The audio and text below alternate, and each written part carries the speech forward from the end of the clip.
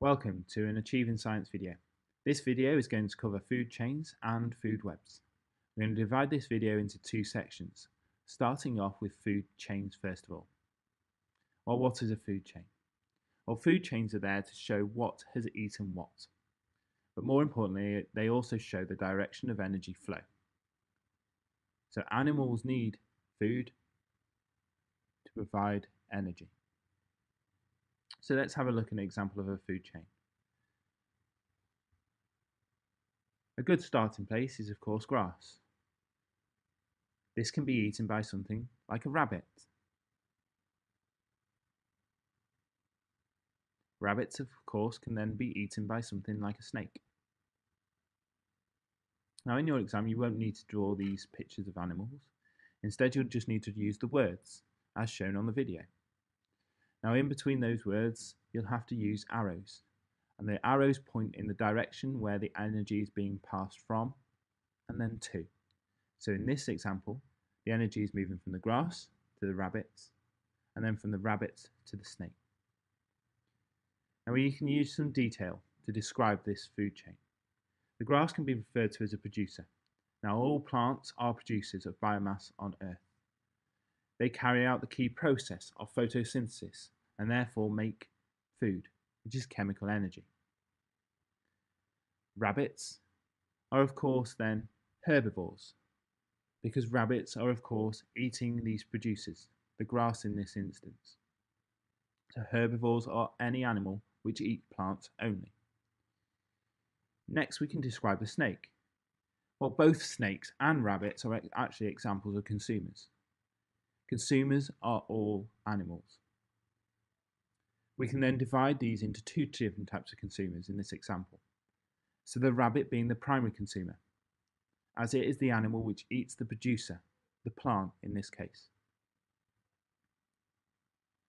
The snake then is the secondary consumer, as it is the animal which eats the primary consumer. Now of course what could happen is the snake could be eaten, and it could be eaten by something like a fox, in which case the fox would be called a tertiary consumer.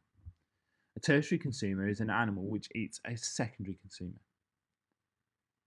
Now this can link to something like primary school. We start off in primary school, then we move to secondary school. We can also use another key term. We can say that the snake is a carnivore, as it is eating animals only. Now a carnivore never eats plants.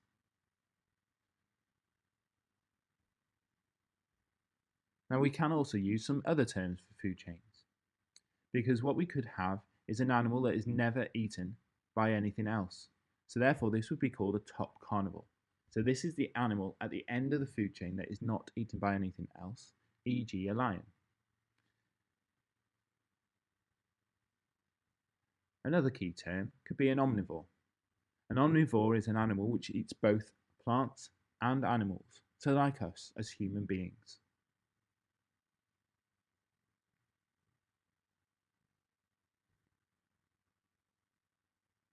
Now let's have a look at some food webs.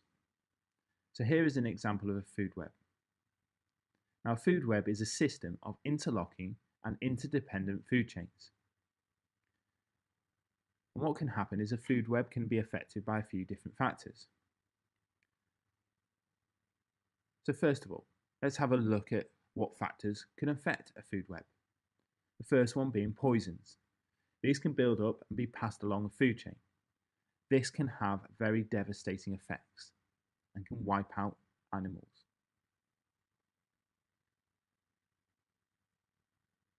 The second effect could be competition, as only the strongest will survive, those that are fit, those that are healthy, and those that are able to compete well.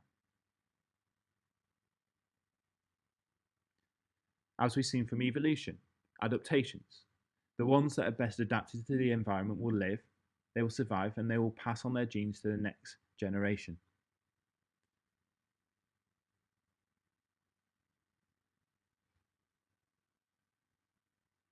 And finally, predation. Animals which have the best characteristics to avoid predators, so things like good eyesight, will be able to survive. Let's now have a look at the predator-prey relationship. So first of all, consumers that eat other animals are predators, and those that are eaten are prey. Now, for a stable community, the numbers of predators and prey rise in cycles. So they go up and they go down. So as one rises, the other one falls, and that happens continuously.